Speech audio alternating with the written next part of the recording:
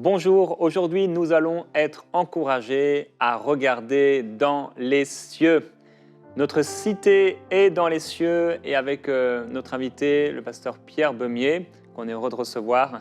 Aujourd'hui, on Merci. va être encouragés sur notre identité, là où nous sommes, ce que nous sommes et où Dieu nous a positionnés. Notre cité est dans les cieux. Et j'ai une petite question pour toi. Peut-être rien à voir, mais depuis combien de temps vous êtes dans le ministère?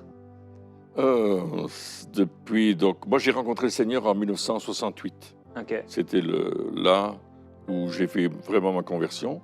Alors, comme je viens d'un arrière-plan chrétien, évangélique, protestant, je me suis mis tout de suite au service de Dieu, mais je ne peux pas dire que j'étais dans le ministère. Ouais. On travaillait, on servait dans l'église locale. Et puis, très vite, je suis devenu l'évangéliste de l'église locale. Donc, c'était en 78, plus ou moins. Ah oui. Et voilà, Waouh. depuis ce temps-là. Plus de 40 ans. Ah oui, plus de 40 ans, même un peu plus. Mais enfin, oui, c'est ça. Waouh. Gloire à Dieu. C'était comme ça, une petite question pour te présenter un peu plus. Et donc aujourd'hui, tu vas nous parler de cette cité. Oui. Notre cité est dans les cieux, sur un passage de Philippiens, je crois. Oui, notre cité est dans les cieux, mais parce qu'on se pose souvent des questions. Moi, j'ai entendu, oui, ça veut dire quoi l'expression notre cité est dans les cieux? Ouais. Est-ce qu'on peut y aller, puisque c'est notre cité, hein, j'aimerais bien aller dans la cité. Est-ce qu'on peut vivre cette réalité aujourd'hui sur la terre? Et beaucoup de gens disent, on ira dans le ciel là, quand on sera mort. On ira dans notre cité céleste, etc. Et moi, j'ai découvert, par mon expérience, qu'il y avait une autre réalité. Et qu'on avait un accès constant devant le trône de Dieu. Parce que la cité céleste, c'est là où est le trône de Dieu. Et à travers, on va voir dans notre réflexion, qu'à travers le sang de Jésus, on a un accès à cette cité céleste. Constamment, 24 heures sur 24, 7 jours sur 7. Il n'y a pas de pause, on peut y aller quand on veut. Il n'y a pas de travaux sur l'autoroute, il n'y a pas de grève, on peut aller là-haut quand on veut. On est d'ailleurs invité à y aller. Et c'est ce que Paul disait, notre cité est dans les cieux. Et vraiment, j'aimerais qu'on découvre cette réalité-là. C'est cette bonne nouvelle-là qu'on va annoncer. Mais j'aimerais dire que la cité de Dieu, c'est là où se trouve le trône de Dieu. Et souvent, on dit, Seigneur, tu es sur ton trône.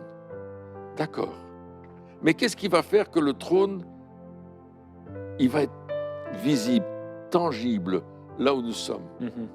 Il y a un passage dans les psaumes, le psaume 22, verset 3, qui dit « Pourtant tu es le Saint, tu trônes au milieu des louanges d'Israël. » Et on chante des chants, on parle du trône de Dieu, mais quand tu adores Dieu, son trône vient. Sa présence, il descend au milieu de la louange de son peuple, parce que Dieu aime être au milieu de son peuple. Et quand Dieu descend au milieu de son peuple, la cité céleste est là.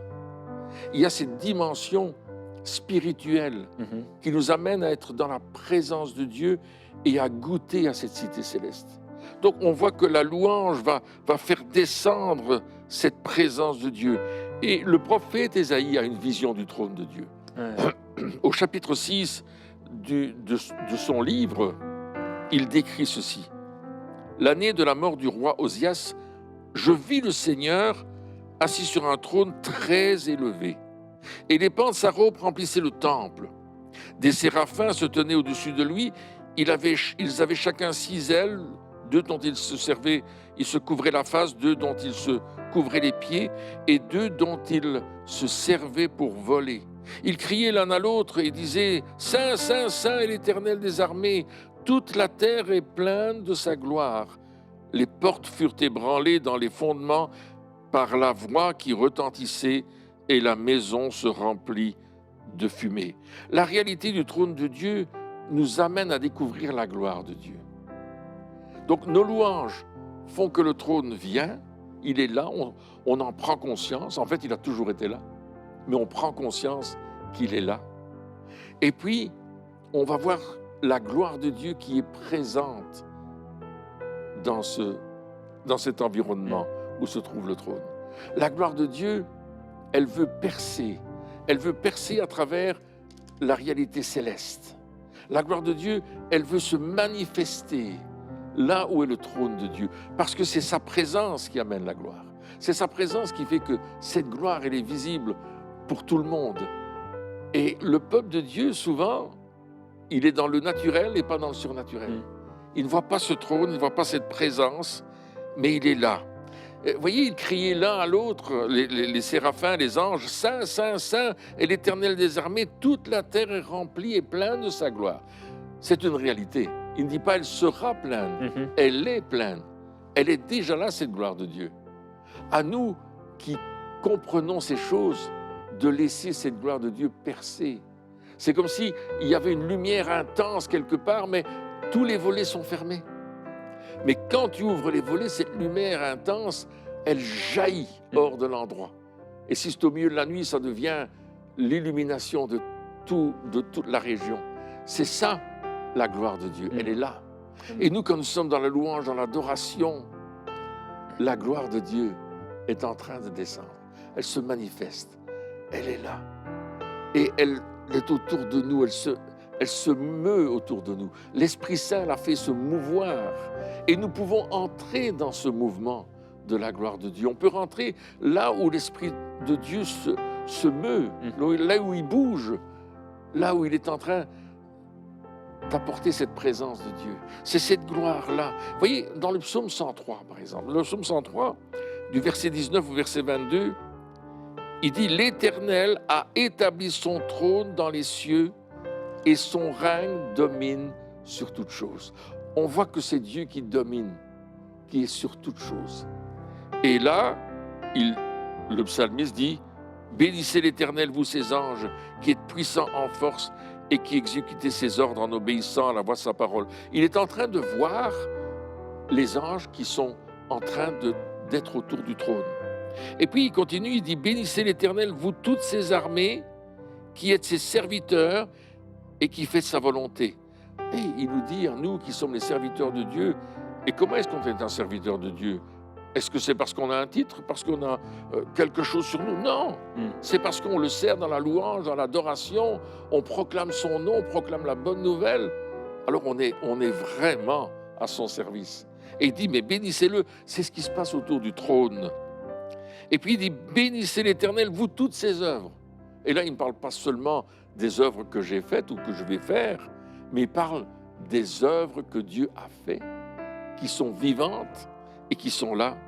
Il dit, dans tous les lieux de sa domination, mon âme bénit l'Éternel. Alors peut-être vous n'avez pas saisi cette dimension, mais j'aimerais prier pour que cette dimension de la présence de la gloire de Dieu vous atteigne aujourd'hui, qu'elle vous touche et que vous soyez transportés dans le royaume du Fils de son amour. C'est ce que Jésus a fait. Il nous a transportés dans le royaume du Fils de son amour. Là où est la gloire, là où est la présence de Dieu, là où est notre cité céleste. Père, je prie, oh oui, je prie pour mes amis qui sont à l'écoute. Oh Seigneur, merci pour ce trône qui siège, qui est là, au milieu de nos louanges. Merci Seigneur parce que tu sièges là. Quand nous t'adorons, quand nous élevons ton nom, quand nous célébrons ta gloire, quand nous bénissons qui tu es, alors tu viens nous toucher, tu viens te révéler à nous. Tu viens manifester ta présence. Et je prie que là où sont mes frères et sœurs, ils aient cette révélation de la cité céleste, qu'ils aient cette révélation de ta présence.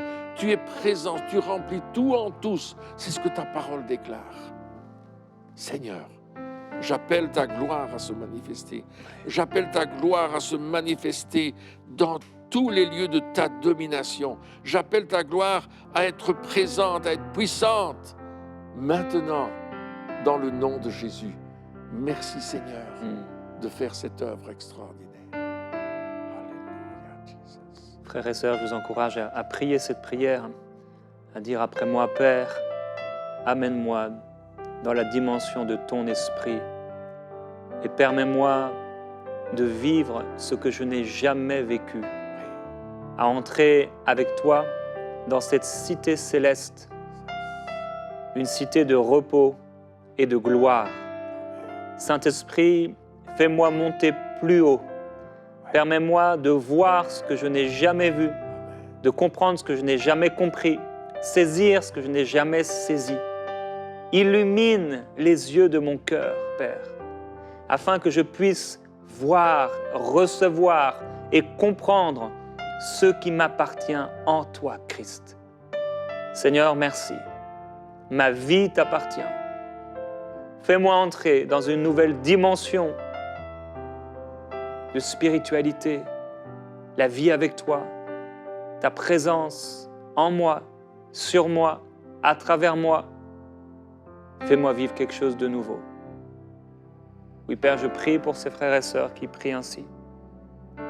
Amène-les dans cette dimension du surnaturel, dans cette dimension spirituelle. Oui, merci pour le Saint-Esprit dans leur vie. Je prie pour ceux qui se sentent secs. Amène-les plus loin, Seigneur. Rafraîchis-les, s'il te plaît. Pluie du ciel descend sur eux. Pluie du ciel descend sur leur vie. Seigneur, rafraîchis-les dans l'esprit. Rafraîchis-les dans leur vie spirituelle. Seigneur, merci de les amener dans quelque chose de frais, quelque chose de nouveau pour eux. Rien n'est nouveau pour toi, mais pour eux, Seigneur, et pour nous. Chaque jour, tu renouvelles tes bontés, tes grâces. Et je prie, Père, pour les grâces renouvelées dans leur vie spirituelle, dans leur vie avec toi, dans leur marche dans cette vie présente. Ta parole déclare que tu ne nous appelles pas à vivre par la vue, mais par la foi. Et je prie qu'alors qu'ils marchent par la foi, ils puissent voir non avec leurs yeux naturels, mais les yeux de l'Esprit. Saint-Esprit, merci. On veut aujourd'hui et pendant ce temps de prière, vraiment une révélation. Tourner nos regards vers toi, Seigneur, vers les cieux. Ta parole le déclare. Regardez en haut, cherchez les choses d'en haut et non ce qui est sur la terre. Saint-Esprit, merci. Que quelqu'un puisse aujourd'hui se repentir de rechercher constamment les choses de la terre. Que quelqu'un aujourd'hui qui a le cœur occupé, préoccupé constamment par les choses de ce monde puisse se repentir simplement devant le Seigneur et dire, Seigneur, pardonne-moi d'avoir mis toute mon attention, tellement de mon cœur dans ces choses. Et ramène-moi, s'il te plaît, sur le chemin étroit qui mène à la vie. Amen. Amen. Amen. Alors nous comprenons que Dieu aime les adorateurs. Il aime ceux qui cherchent sa présence, ceux qui vont devant le trône. Et Jésus a dit ceci dans l'évangile de Jean, au chapitre 4 et au verset 23. « Mais l'heure vient, elle est déjà venue, où les vrais adorateurs adoreront le Père en esprit et en vérité. Car ce sont là les adorateurs que le Père demande. Des adorateurs en esprit et en vérité. » L'adoration du Père, ce n'est pas une question de lieu, ce n'est pas une question de tradition, mais c'est une question d'un cœur à cœur avec Dieu, une relation d'intimité avec Dieu, car Dieu est esprit et il désire ardemment avoir des adorateurs qui l'adorent en esprit et en vérité. Et j'aimerais peut-être partager mon expérience. Mais souvent dans l'adoration, à un certain moment, mon corps est là, mon intelligence est éveillée, mais je sais que mon esprit est devant le trône.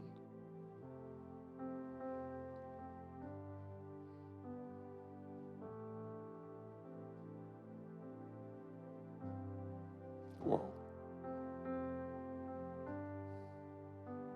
Et souvent, je suis prosterné devant le trône. Et je vois les anges, je vois des myriades qui adorent Dieu. C'est tellement beau. C'est ça, adorer en esprit. C'est être amené à être notre esprit est devant le trône. Et nous adorons.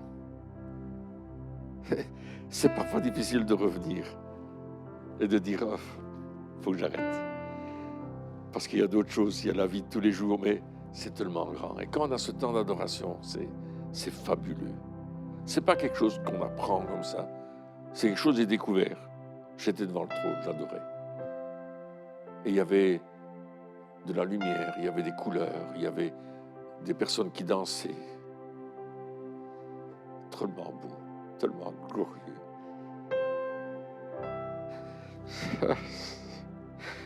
Ça vient me chercher, comme on dit. Continue. Trop puissant, trop puissant. Partage. Et je vous invite à vivre cela. Pas simplement chanter des chants. Et, vous savez, j'ai écrit un chant dans lequel je dis « J'aime être seul devant ton trône et contempler ta sainteté ». S'il y a quelque chose de différent. Et quand on va dans cette dimension-là, on reçoit quelque chose qui vient nous fortifier dans l'esprit, dans le corps, dans l'âme. Et peut-être parfois tu peux être fatigué, souffrant, mais tu reviens avec cette chaleur du trône. Ça n'a rien à voir, ce n'est pas une question de religion, c'est une question de relation, c'est une question de cœur à cœur.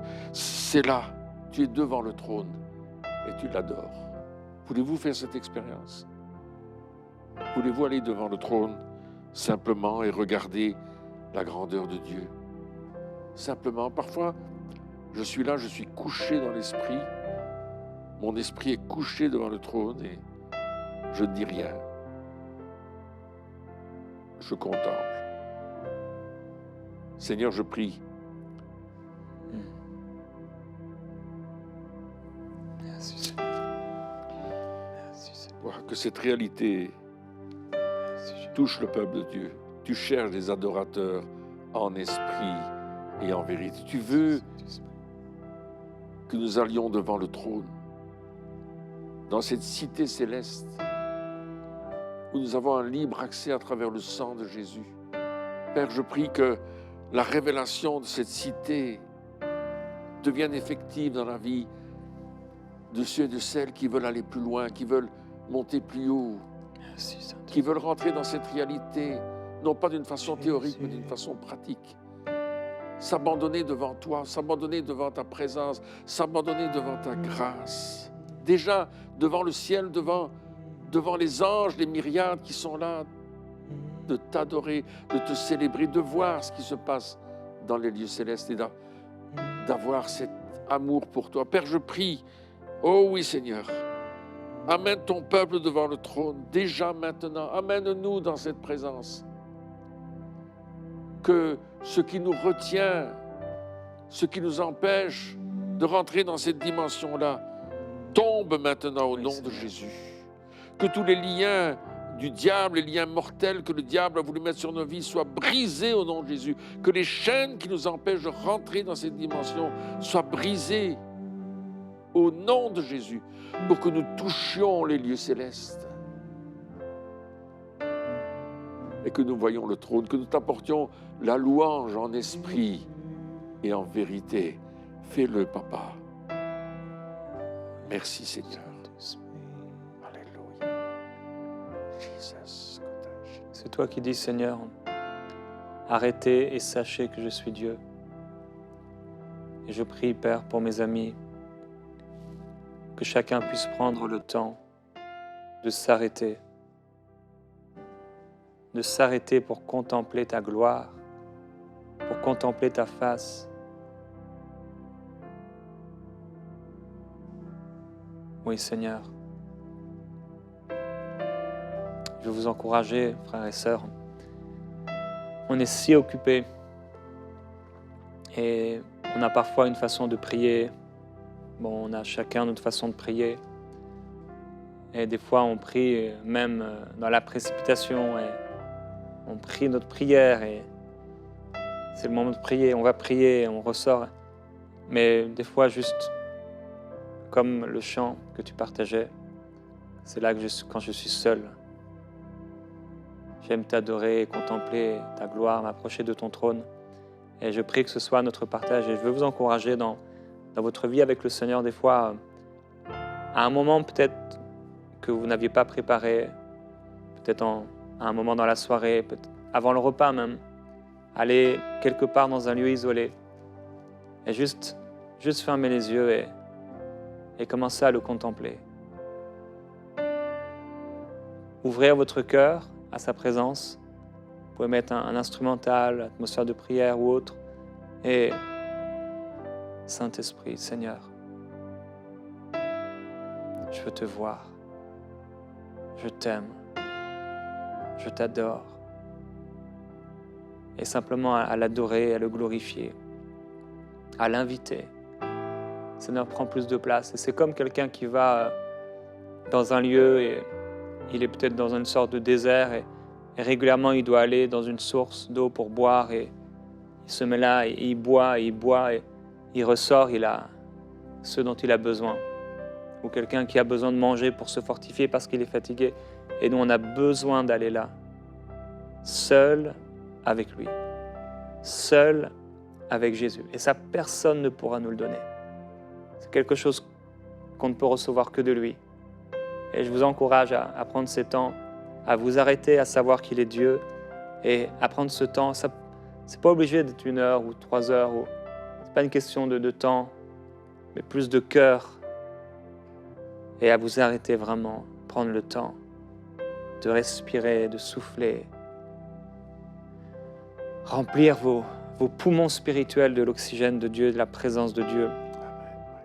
Je prie qu'il en soit ainsi dans votre vie et c'est un encouragement pour vous, pour vivre plus avec lui. Oh, amen. Voyez-vous, on a beaucoup d'exemples dans la Bible de ce qui se passe dans les lieux célestes. Souvent, on se dit, mais qu'est-ce qui se passe là-haut? Mais quand vous lisez votre Bible attentivement, vous voyez ces choses. Et Jean, dans l'Apocalypse, dans le livre de la Révélation, justement, il va lever le voile. C'est ce que veut dire Apocalypse.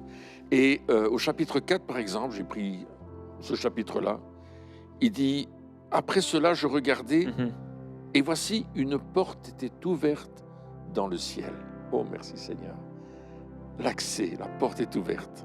La première voix que j'avais entendue, comme le son d'une trompette et qui me parlait, dit « Monte ici, et je te ferai voir ce qui doit arriver dans la suite. » Aussitôt je fus ravi en esprit. Et voici, il y avait un trône céleste. Et sur ce trône, quelqu'un était assis. Celui qui était assis avait l'aspect d'une pierre de jaspe et de sardoine, c'est-à-dire qu'il était étincelant comme du cristal et brillait comme une pierre précieuse de cornaline. Et le trône était environné d'un arc-en-ciel semblable à de l'émeraude, un cercle de lumière verte. Autour du trône, je vis 24 trônes. Et sur ces trônes, 24 vieillards assis, revêtus de vêtements blancs étincelants. Et sur leurs têtes, des couronnes d'or, couronnes de victoire en or. Le livre de l'Apocalypse nous dévoile la vie dans la cité où se trouve le trône de Dieu. Est-ce que vous ne trouvez pas ça extraordinaire? Voilà ce qui nous déclare cette adoration qui est devant le trône. Et quand vous lisez les textes de l'Apocalypse, vous voyez qu'ils sont là et qu'ils louent le Seigneur. Il dit « Saint, Saint, Saint est l'Éternel des armées ». Voilà notre cité céleste. Voilà où Dieu nous appelle à aller.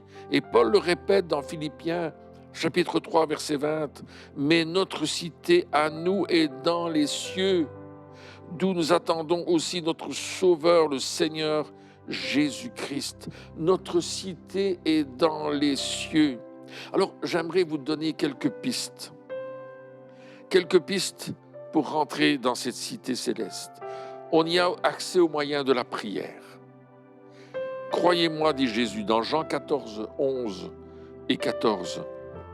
Je suis dans le Père et le Père est en moi. Croyez du moins à cause de ses œuvres. En vérité, je vous le dis, celui qui croit en moi fera aussi les œuvres que je fais et il en fera de plus grandes parce que je m'en vais au Père et tout ce que vous demanderez en mon nom, je le ferai afin que le Père soit glorifié dans le Fils. Si vous demandez quelque chose en mon nom, je le ferai. La prière nous amène devant le trône, dans le Père, dans le Fils, en Jésus-Christ. La présence de Dieu, deuxième point, le Saint-Esprit, l'Esprit de vérité qui nous amène dans cette adoration. Et puis, le portail de Dieu est ouvert pour nous à travers le sang de Jésus. L'Épître aux Hébreux, au chapitre 10, dit que nous avons un libre accès devant le trône. Un libre accès pour aller dans la présence du Père. Voilà ce que Dieu nous dit. Et souvent, nous prions pour demander des tas de choses. Mais si nous pouvions simplement prier pour dire, Père, tout ce que je veux, c'est ta présence. Nous prions pour avoir la puissance du Saint-Esprit, mais si simplement nous disons, Saint-Esprit, amène-moi plus haut, fais-moi monter là-haut, comme l'ange l'a dit à l'évangéliste Jean, monte plus haut. Et puis simplement, si nous puissions voir que ce libre accès, nous l'avons, alors on va l'utiliser pour aller dans la présence du Père. Seigneur, encore une fois, je prie pour que mes frères et sœurs qui sont à l'écoute de cette émission puissent se laisser inspirer. Peut-être ils ont des choses à changer, des choses à être transformées pour monter dans cette présence, monter plus haut comme tu leur demandes. Aller là devant le trône avec tous ceux qui adorent en esprit, en vérité, tous ceux qui, de par le monde, tes frères et sœurs, sont déjà dans cette dimension céleste, devant le trône, pour t'adorer. Ensemble, nous voulons y être, Seigneur. Ensemble, nous voulons être dans cette cité céleste. Ensemble, nous voulons déjà dire oui, oui, à ce libre accès devant le trône, pour adorer, pour célébrer, pour proclamer, pour nous prosterner devant toi et dire simplement avec nos mots, avec notre esprit, en vérité, que tu es le roi des rois, le Seigneur des seigneurs, le Dieu tout-puissant à qui nous appartenons, que tu es notre Papa du ciel, que tu es celui qui nous aime. Oh Père, j'appelle cette révélation sur ton peuple aujourd'hui. J'appelle cette révélation du nord au sud, de l'est à l'ouest. J'appelle cette révélation maintenant. Père, nous avons besoin encore plus.